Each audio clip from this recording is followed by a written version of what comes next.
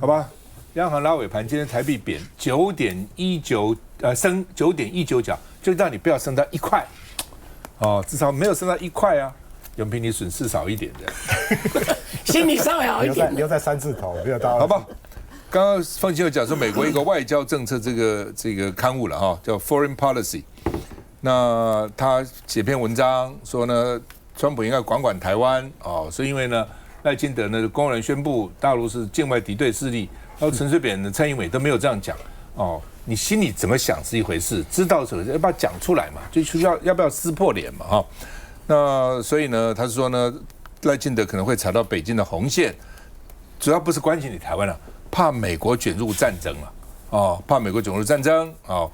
那另外呢，所以呢，他们算是外交专家了 ，Foreign Policy 说呢，不要预设，这个国家都要注意啊，你这个不要去挑衅他们，不要预设美国会为台湾来打仗哦，也许会，但是你不能假定他会啊，但他不会，你不惨了吗？对不对？就像乌克兰认为说美国帮他，美国是帮了，但是呢，怎么想到碰到一个川普现在不要帮了，而且说以后哦，美国对你的军援哦都要变成投资你的钱哦，都要变成要赚你的钱啊，这个变数不是你能掌控的嘛啊。那美国印太司令 Paparo 哦，《自由时报》当然故意用这个了啊，说台海如果爆发冲突，美国能够击败中国，太好了。他不是这样讲的，他说如果今天打仗，美国可以击败中国，今天。但是大陆的军事发展非常的迅速，哦，上任的司令交接给他的时候，跟他讲说，你这个 Paparo 任期是3年，在你的3年任期里面，很可能就发生战争。所以这个 Paparo 他每天晚上睡不着觉，我不知道我们顾立雄睡不着觉，赖清德睡不着觉。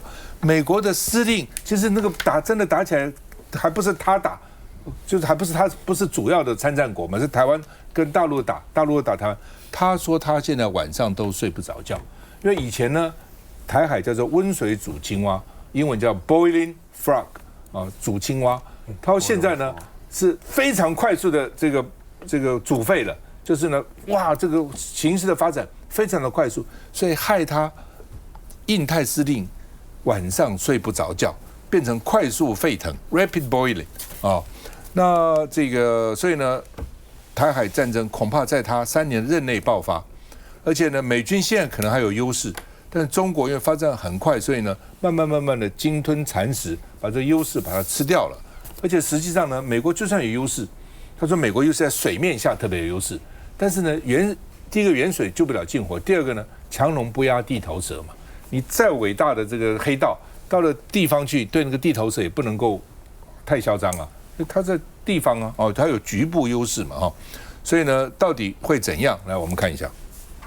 外交政策网站刊登卡内基国际和平基金会资深研究员齐维斯文章标题大字写上川普应该管台湾。他认为赖总统上任后不断强调台湾主权独立地位，虽然有助于巩固自身的支持，却提升北京动武风险。齐维斯认为川普应该仿效小布希时期做法，敦促台北克制，以维持台海稳定，避免美国被卷入战争，维持区域稳定。而旅美教授翁履中就发文揭露背后的2个讯息，认为美国政治人物绝对不会排斥为了美国的利益而把台湾问题放在美中谈判中加以讨论。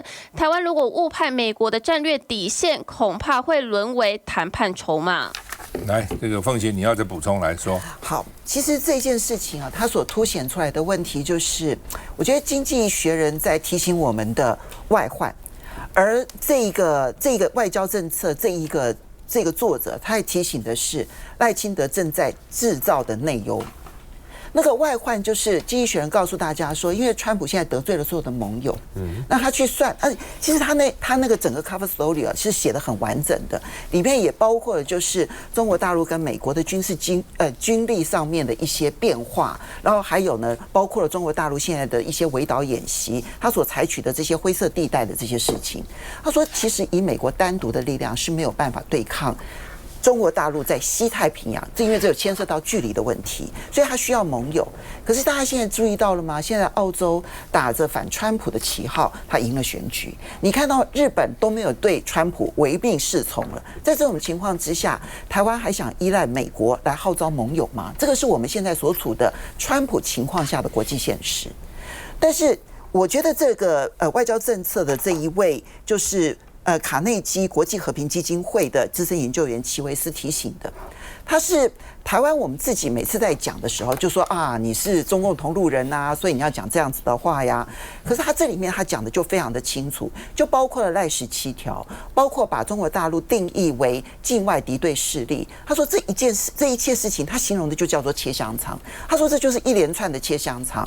他要警告川普，他会把你拖进战争当中，所以你自己就要像小布希一样，赶快来管一管这个赖清德。当时管陈水扁了，就说小布希当时管陈水扁，他要求川普要来管这个赖清德。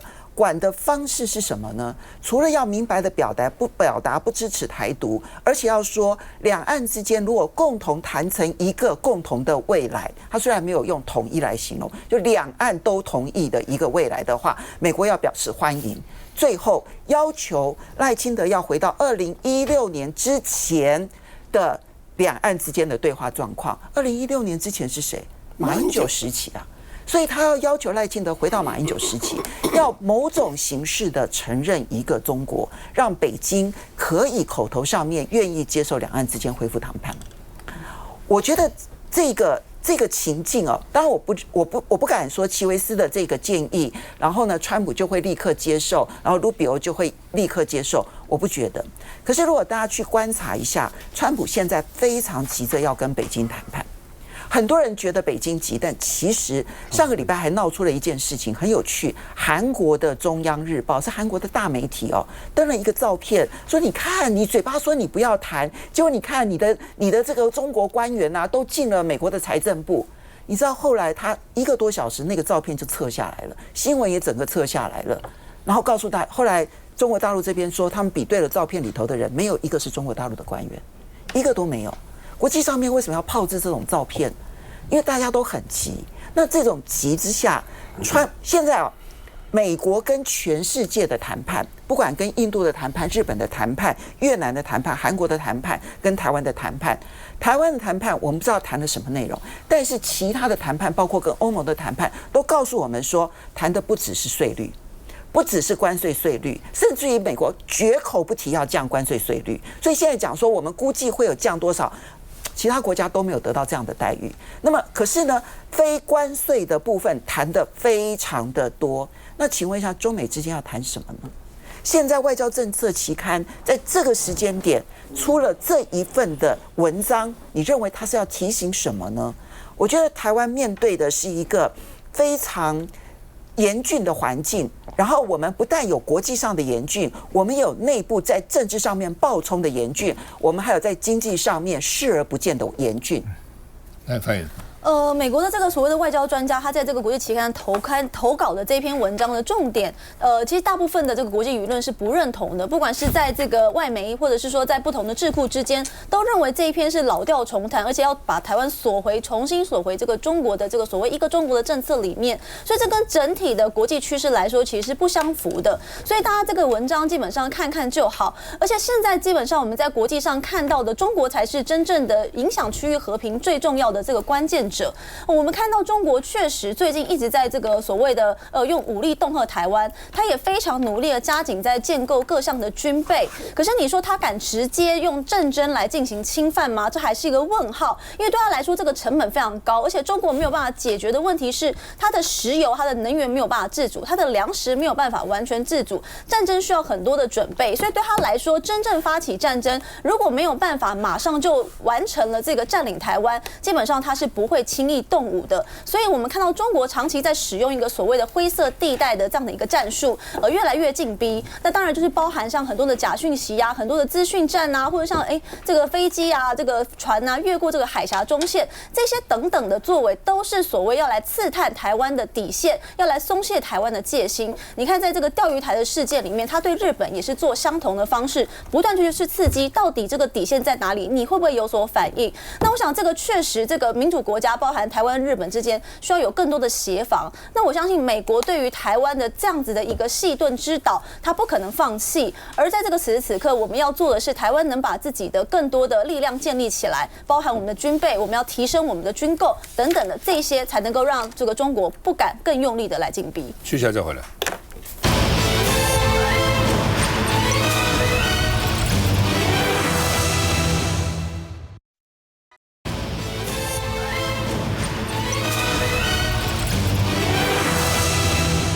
好，今天早上一看报呢，说呢，民进党要转型成战斗内阁。我也说，因为关税啦，因为汇率啦，所以必须要好好的来应对经济挑战。不是战斗内阁呢，是要在立法院呢好好的应对国民党的立委，因为呢，大概6月就开始投罢免票了，所以呢，要派出有论述能力的这个内阁官员呢，在立法院好好修理国民党立委，那能够呢迎战大罢免啊。所以迎战是民进党要迎战，他要罢免国民党，他不是迎战他被罢免，是要这个往前冲了哈。那另外呢，说有5个不是人官员，媒体这样说了哈，5个啊，包括呢这个郭志辉啊，包括呢这个内政部长啊，然后呢包括国防部长啊等等之类的，刘世芳呢啊等等哈。那到底怎样啊？然后环保部长也被点名了哈。那包括邱泰源、卫福、郭志辉、刘世芳刚刚讲的郭立雄、刘敬清啊，所以很多人其实他听都没听过，刘敬清是谁，你可能也不知道了哈。好，那么好吧，因为他有，因为主要我们政府有6%，是啊，有6%的股所以他就份，用它来解决大家对台积电的这个。那刘世芳被问到就是说谢谢指教，他也可能给你回答什么嘛哈？谢谢指教，谢谢指教哈。那到底民进党要组成什么战斗内阁？我们看一下。光是他讲的这个失言啊，我觉得不是只有要道歉，应该是要下台的。再度点名经济部长郭志辉不适任，但520前有可能内阁改组吗？平面媒体报道，因战斗内阁频频失言的经济部长，还有因国土计划法惹议的内政部长都在名单上。谢谢指教。因为卓奎他们是预计想要改组成战斗型内阁，不知道。请教一下卓院长好吗？另外派系也被指是调整考量，像是国防部长顾立雄、卫福部长邱泰源是英系。这民进党现在没有什么赖系不赖系了，你当上总统的话，这个找人才都不够用了啊，所以当总统啊就是贪抠啦。那边讲，这种战斗内阁是那种史无前例的。我以为的战斗内阁是要战斗，是对于民生议题、针对打击犯罪之类的。结果这战斗内阁是拿来战斗在野党，要来做政治对你的啦。好，谢谢。我觉得应该要做信息内阁吧，因为老实讲，我觉得郭志辉也好，刘世芳也好，他们对人家讲话其实失言的几率很高。如果以一般的民主政治来讲，不要讲说过去的中华民国，只要讲一般的民主政治来讲，都有讲究所谓的责任那个政治责任。你失言你就该下台。那我已经忘记郭志辉到底在这1年之间失言了多少次了。所以他如果不下台的话，严格讲起来，我们的中华民国的国民是对这个经济部是充满的没有信心的，是完全没有信心可言。那内政部长也是，不管是这个国土规划法之外，还有就是说有些言论，私底下的言论，像说台湾国的主人是赖清德，像说一些就直接要警察直接去办案，这些有关这罢免案，这种种表示说这些人是德不配位的。当然也有一些我觉得有些没有点名出来的，像法务部长郑明谦。法务部长郑明谦这一次的大罢免、大搜索、大搜查、大东厂，全部其实法务部长郑明谦跟检察总长邢泰钊有很大的关系。我们现在看到，如果我们记得我上次看到民调，上次有写说将近60%说司法不公，说选择办案。那如果这一点要去给民众恢复对于内阁的信心的话，法务部长应该请辞下台。但是这里面没有提到，反而是我会认为说，在里面最不容易下台的应该是国防部长顾立雄。因为他代表是美国的利益，我就直接说了，顾立雄是曾经从小英时代一直延续下来的部长，为什么他一个文人、一个律师可以继续当国防部长呢？因为那个时候有小英时代留下来对美国的承诺，而他要继续保护下去。虽然他不是赖清德的民主活水派，但是他还是对在这个政权里面有一定稳定的作用。目前来讲，赖清德总统从我的观察，他主要执政有2个地方，有两点他必须保证。第一个是民调还算高，第二个美国的绝对支持。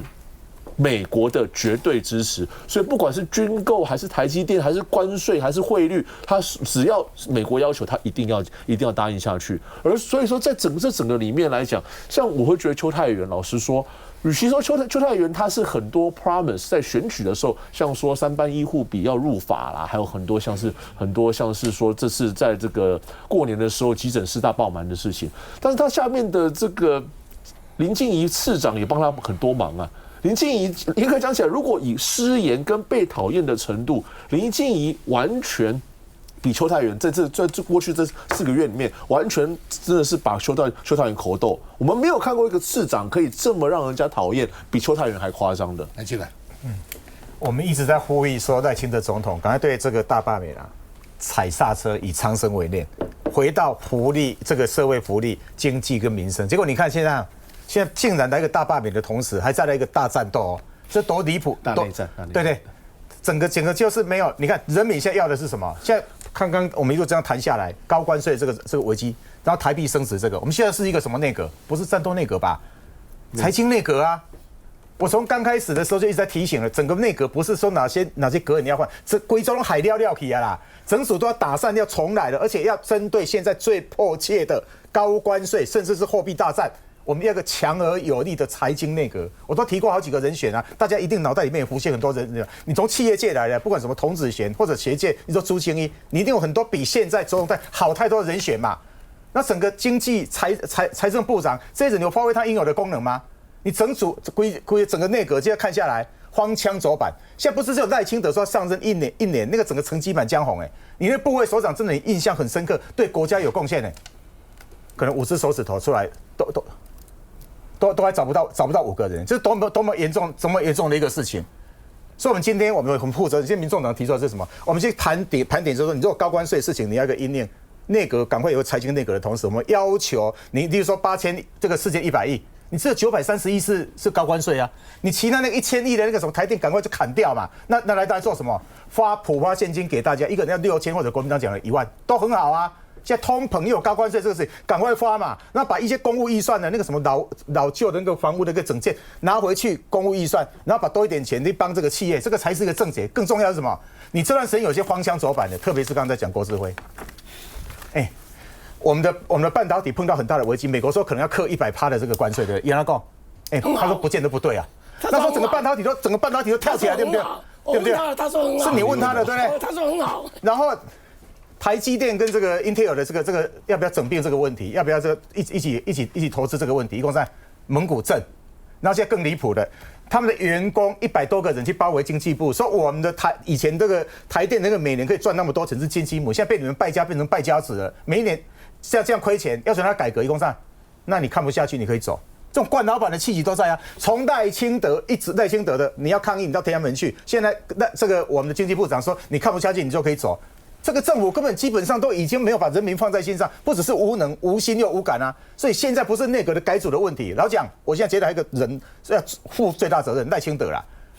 你刚使用周荣泰的优点是什么？周荣泰不就是要做协商的吗？周荣泰来这边有协商吗？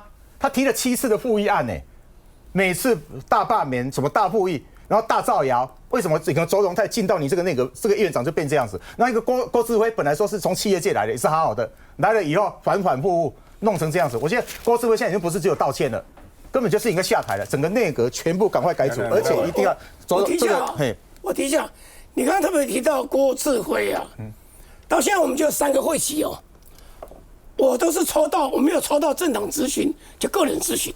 我就挑一个经济组，3次2次不来一次跑去日本，人家就骂说他那个行程是可以事先安排的，那个他刻意选在我们立法院开议的时间要被质询，他出国了。好了，第2次最近的事情，他是怎么样？他陪赖清德总统去听一听。传统产业有什么受伤？这个理由勉强接受好了下午他没事回家睡觉，是不是回家睡觉？我不知道，人就不见了。因为我是下午咨询的，我就没有看到人了，我就跟主席抗议啊。我说为什么这么重要的一个总咨询，经济部长可以2个会期都不来，我的时间他都不来。都是不来，所以第一个我要强调说，所以他怕你的我不知道啦，就是怕你咨询他。我每一次咨询他就讲一些543的，然后我问他什么题目，他就说这个不重要啦，这个数字没有意义了。我就想到同样民进党人家以前那个李新义你问他什么电清清楚楚1、2、3、4、5清清楚楚郭智辉都不知道呢，问台电的比较细一点，他不知道，稍微细一点都不知道，赶快你来。叫他的幕僚就来提供资料。他非常不进入状况，但是他官瘾又很大，爱当官呐、管理很大，大老板的架势，你看最近出那个纰漏，刚才齐给你讲了，叫你说你不喜欢立刻离开，我觉得国资会是应该要离开。这个内阁，我觉得这个内阁不叫战斗内阁了，叫什么？叫大罢免内阁。我都觉得卓荣泰也应该要换掉了，不是只有换底下的人。现在政府都兢兢业业啦，全力以赴为人民来做所有的政策。那这个消息完全是不正确的。我作为发言人，完全没有收到任何内阁要改组的消息。战斗内阁啦，对吧？没有收到任何要改组的消息，对，所以这是一个不正确的消息啦。那这媒体不知道是从何而来的消息，但是完全是不正确。那如果未来内阁有任何要改组的消息，一定会优先来跟国人来做报告。继续再回来。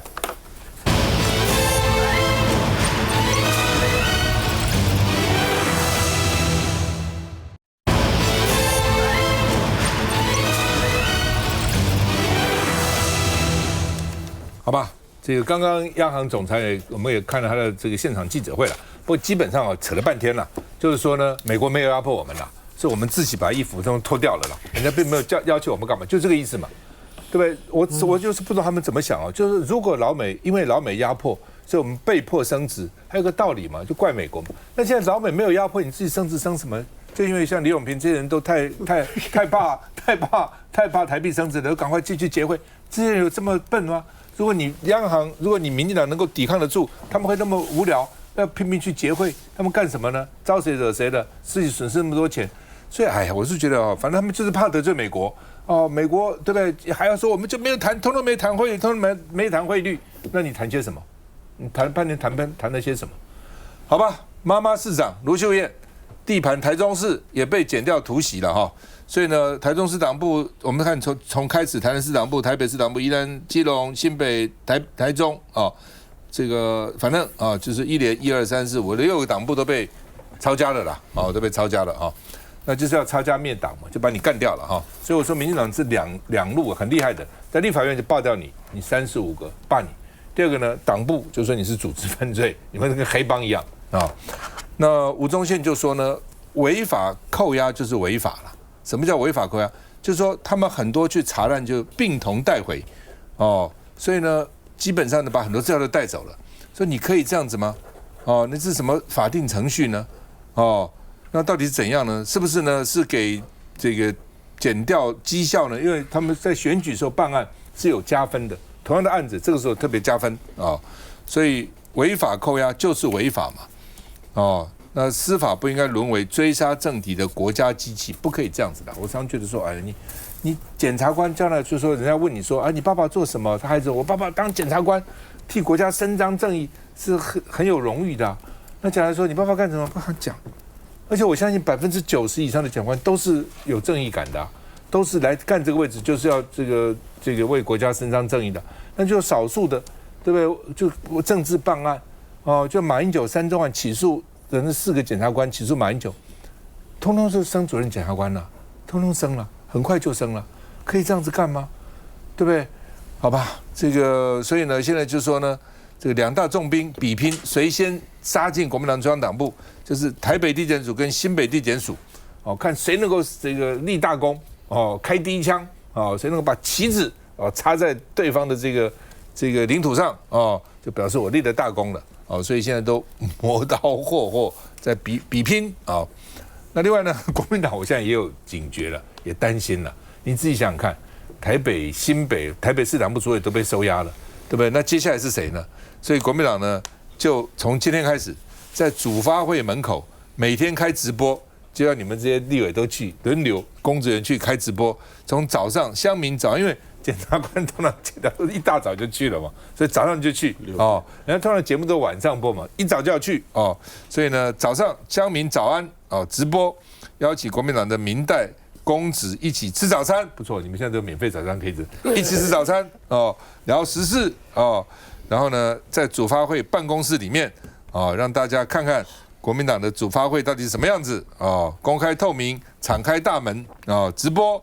说证明国民党是光明磊落，没有需要淫毁的信心啊！在国民党出工会从有史以来，我第一次以前从来没有这样过哈。这是因为什么？你检察官检调来查的时候，我刚好这边直播，都帮你们直播出去啊。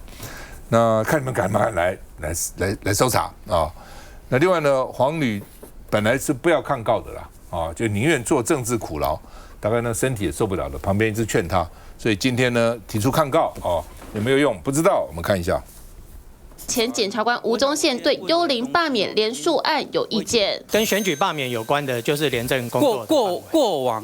过往都是在经济嘛，不管蓝绿的选举，都像发了疯一样，一直下去杀，一直下去砍。在选举查的期间，因为选举查的核分续奖都比较高，真难怪检调这么认真吗？蓝营质疑剑指2026选举情搜，因为从3月20号最先被搜索的是国民党台南市党部，接续在台北宜兰县，4月28号同天更是搜索新北市基隆市党部，5月2号搜索台中市党部，等于43天内已经有6个党部被搜索。下一步是剑指中央党部吗？处发会呢是完全的敞开大门，我们呢没有做错事情，我们光明磊落，所以呢，我们今天就接下来这个礼拜呢，我们每天早上呢就在这边做直播，直球对决啦，对，就直接在这边。有传出说，是不是有可能周3会搜索国民党中央？国民党敞开大门，部长则是低调不语。内容评，这次哦，这个检调单位哦，这样子的大办国民党的党部哦，而且呢，竟然用大家认定说是办黑道的哦，然后来办国民党组织犯罪哦，我觉得这一点呢，对很多人的心目中，特别是比较中间选民哦，其实踩了很大的红线，而踩了这个很大的红线呢，其实是没有办法修补。包含台中市，他想要这个检调，法务部也有压力啊。他们要做什么弥补呢？就是国民党党部去搜索呢，然后民进党罢蓝的也去象征性的弄一弄。可是就跟基隆一样林佩祥的这个要罢免他的团体，出现116件的伪造文书的嫌疑啊。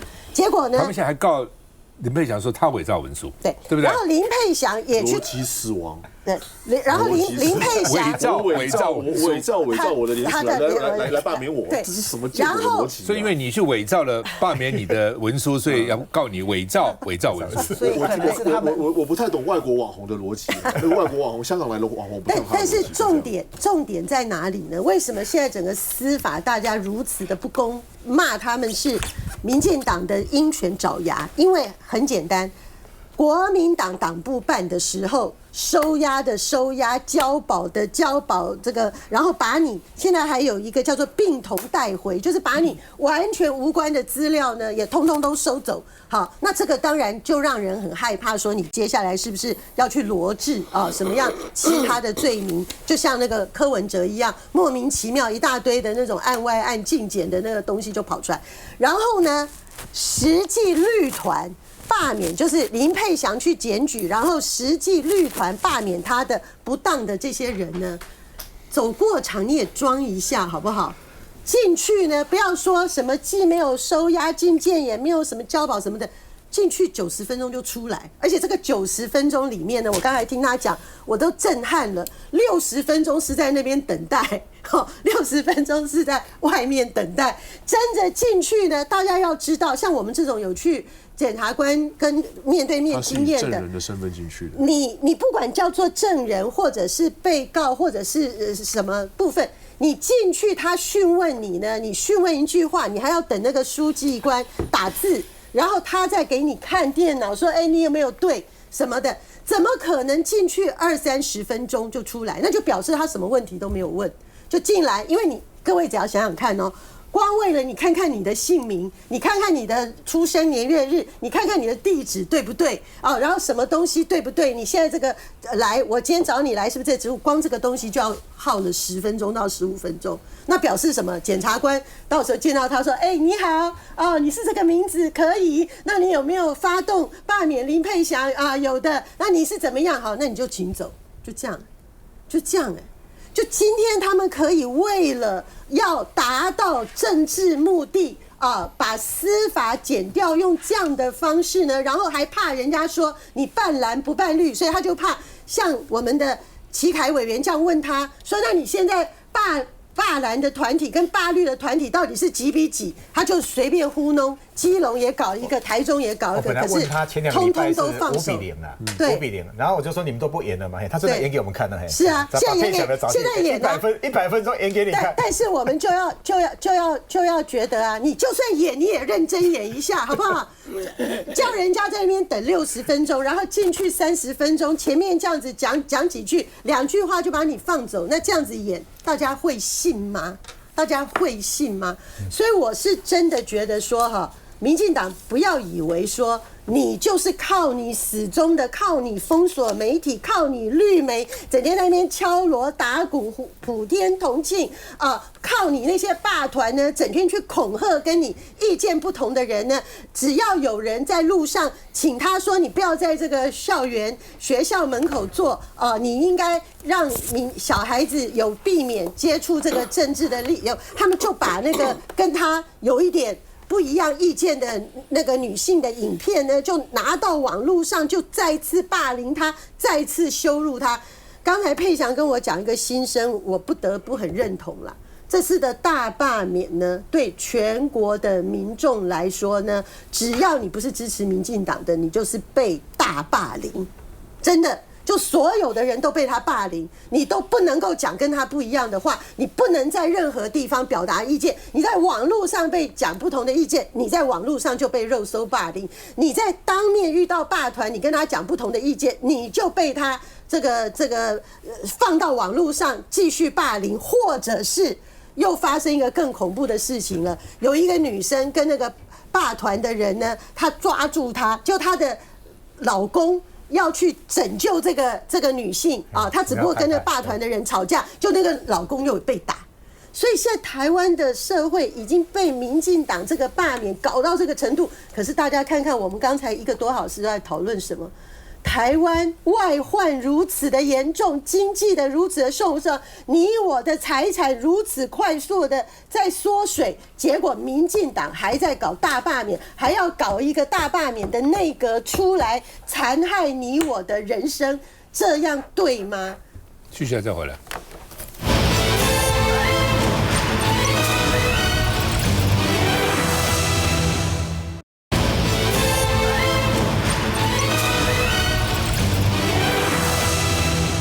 好，台币强升哦，央行拉尾盘了哈，所以呢，今天还没有破30，其实是破了，不过后来又拉了一点回去哈，就是让你不破30。那央行总裁杨金龙今天下午4点半开记者会，抛出了7点声明，主要就是说我们没有汇率不是我们答应美国的，所以也否认有什么海湖庄园的协议，没这东西，什么广场协议、海湖庄园协议都没有，根本无关哈，这你们的预期心理太重了，我们都没有哈。好，那但是我觉得反正他就是开嘛，但是大家会相信吗？我是不相信啊。那另外呢，朱立伦说呢，那个你们去罢民进党的联署，他们现在有15个啊，1届通过嘛，2届也要通过哦，否则呢，就是到时候下次提名不提名你了，要列为考核。基层担心说呢，哎呀，也没有机制，也没有讲一个到底怎样哈，所以只是喊而已了啊，不相信啊。那另外黄国昌问说，这是我们的台湾吗？哦，所以他号召投罢免的时候要投不反对，就是不赞成。他们讲不赞成票了哈。那对赖清德说不哈，因为很多人还搞不清楚啊。很多人说啊，我支持啊，我支持赖清德，我支持林贝祥，你们不应该不要罢免，说不去投票。他说不去投票就是罢免，都就支持你们了，而且去投也不知道怎么投，到底什么，所以叫做不支持是吧？不支持，很多人说反对，不是反对，到时候会有支持，不支持，不同意了，不同意，到底什么？不同意，不同意罢免，不同意罢免，同意跟不同意，不同意罢蓝委就简单，好不好？2阶段到现在为止哈，因为它有这个日期啊，有日期哈，已经截止的哈，那。黄建斌、涂权吉、鲁明哲、吕玉玲、尤浩、马文君、傅昆萁、郑正乾都已经2届都送件，截止了，送件了。那今天5月5号截止的是牛许婷、万美玲、邱若华、江启臣也都送了哦，都送了。然后明天呢，这个有这个叶元之、黄建豪、罗廷伟、严宽恒、杨琼英、丁学忠、廖伟强，有些其实已经送件了。现在好像就是严宽恒、杨琼英哦，好像没有，但明天会不会送不知道啊？他们好像说明天看看吧哈。那其实有一些像王宏威，本来是5月11号，王宏威、李彦秀、罗志祥、徐小新、赖世宝的这5个台北市的，应该5月11号，但其实都已经送哦。那罗明才现在还没送啊。好吧，这是民进党啊，大概最晚的是到5月23号，林沛祥啊，你最后啊是。然后呢，但是呢，国民党罢民进党的呢，比较晚送件，所以呢，从5月31到6月24啊，陆续有到期的日子啊，到现在为止呢，这个还没到期啊。那另外呢，这个大罢免说现在上看30席达标，6都市长的潜在候选人也都送了哈。30席啊，30席，本来民进党送了35席嘛，本来原来是认为大概20席达标了啊，很多人说第一次大家不要激起仇恨值啊，但现在看起来起码有30席会达标。另外呢，桃园哦、台中都有可能全部都达标哦，所以呢，这个他们说这是蓝营的市长啦，说后院失火啊。那低姿态也没用，不过他们也觉得很奇怪，好像桃园就跟我讲说，没有看到很热烈在路上设摊都没有，怎么都达标了呢？因为他们抄的检调不会查，他们透过议员啊，议员自己可能也有自己的庄脚啊什么的，反正什么都不知道，反正就是过了。看起来街头上并没有很热闹、很平静，但是呢，就是桃园不像台北有些地方很热闹，捷运门口设摊啊，桃园就没有什么声音呢、啊。怎么都给达标了哈？那另外台中市哦，那有6个立委说要6区，他们说要6区全垒打。现在4个2阶段已经送件了，只差2个哈。那另外呢，这个台中哦说呢，抱团很得意，说我们创纪录全国第一哦。罗廷伟呢达标169.3%，黄建豪呢份数也很多哦。黄建豪达到108%哦。那好吧，这个所以呢，这个桃园也说6区全霸哦，不是梦哦。那今天牛曲婷、万美玲、邱若华呢2阶段也都送件了哈。那王宏威因为台北只有5个，所以王宏威说呢，我们5席都不会被罢免，因为有传啊，这没关系啊，这立委罢掉会去选议员啊，什么选什么员，我们当立委就干立委哦，不会被罢免啊，不要乱讲啊。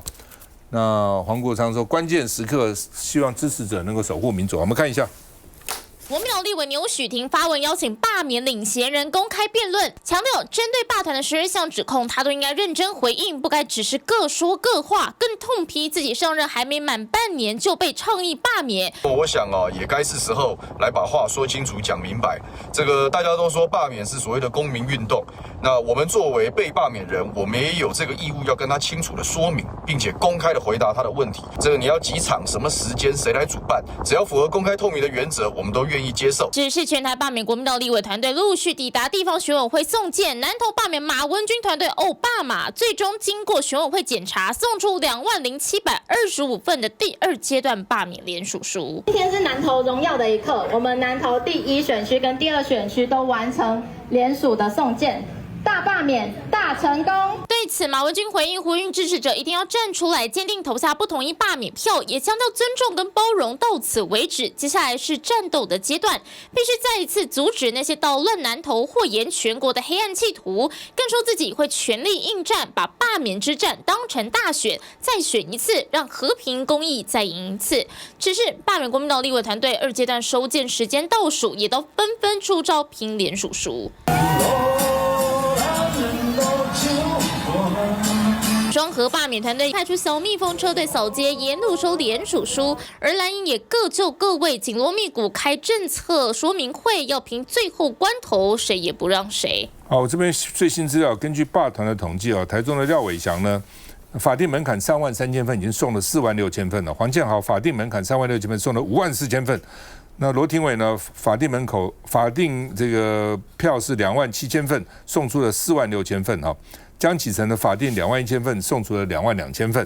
那另外呢，台中第2选区的严宽恒及台中市第3区的杨琼英的联署书，他们说明天下午会送到了哈。来，接看民众党到底怎样？网络在流传一个名言啊，反清复明，反对赖清德，恢复我们的民主。我们现在台湾还是民主社会吗？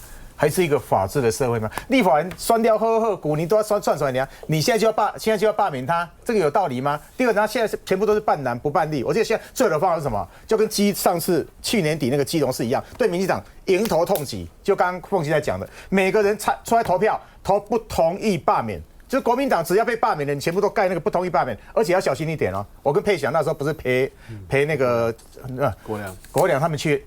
国良那时候前1、2天还在担心呢，他说有人跟他讲说，请定你不要担心哦，我不会同意，所以不会出来投票。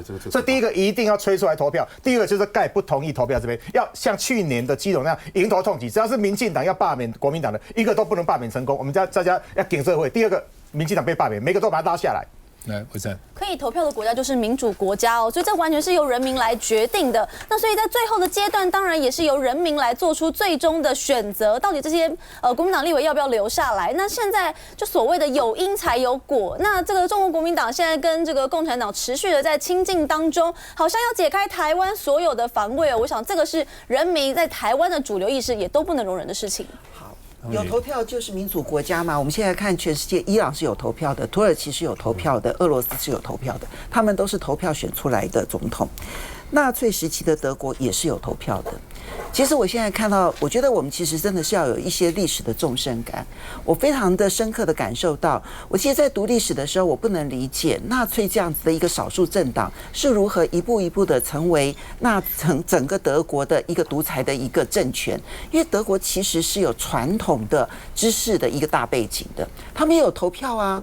可是他们的做法就是，当政权跟司法机构联合在一起，宣布其他的政党都是非法组织，用各式各样的帽子去罗列其他的政党的罪行的时候，这个时候他就拥有了独裁的本质。所以我今天要讲的就是，我们现在正在一步一步的朝向那个独裁的一个政权，不管是土耳其对付政权的手段、对付政敌的手段，或者是当年的纳粹德国对付政敌的手段，今天赖清德正是走这样的一条路。我们要阻止他，要用我们自己的力量。其实现在依赖司法已经是不牢靠了，除了依赖我们自己，似乎也没有别的方式了。什么依赖司法？司法还迫害你的是吧？来，我讲一下啊。刚才戴发言人讲的话叫睁眼说瞎话啦。他们最喜欢讲说啊，这人民的力量啊，尊重人民啊，是这样子吗？我选区3个市议员，每个人都扩大3000个以上，亲口跟我讲的，3个人加起来就1万多票了，怎么会没有介入呢？他们现在民进党就是学共产党的打法，人海战术，人民推第一线。他主力军团体人人有责嘛，他们推第一线，你们推第二线，都是你们规划。不要忘了老柯怎么讲，柯建铭怎么讲。去年1月13号选完，1月15号他就说要大罢免，所以全部都在你们规划的。你们规划就让公民团体冲第一线，民进党没有办法规划，学共产党，因为最终的投票呢，让我讲完嘛，那你能不能也让我回应一下？毕竟你们有那么多时间，我时间最少嘛。让我讲完，老柯亲自讲的，1月15号亲自讲。规划大罢免，不是你刚刚讲这样子。我觉得民进党其实在把拍票这件事情，每个人都看在眼里，也不用去替他维护跟辩论了啦。那人民现在呢，处在这种危局其中，只有拿自己的力量、选票出来对抗民进党。珍惜生命，远离霸团。罢免团体慢慢很快就变成霸凌团体。我在基隆已经经历过1次了，所以罢免团体很快的这些很出格的动作就会出来，撕裂族群、破坏社会动作很快就会出来。不过国民党要到那个时候有那个妇人，你刚被打那个是在新店对吗？不过打那个老人家。不过国民党一定要小心哦，他现在用什么并同带回搞组织犯罪，他到时候真的有些人解散国民党。对，但是我今天有问，我说礼拜3会不会收？但是搞到那样子的时候，真的大家就整个就会。但是你说他会不会疯狂到这个程度，有可能？因为如果关税的痛苦、汇率的痛苦、各种产业来开始了，就是他的。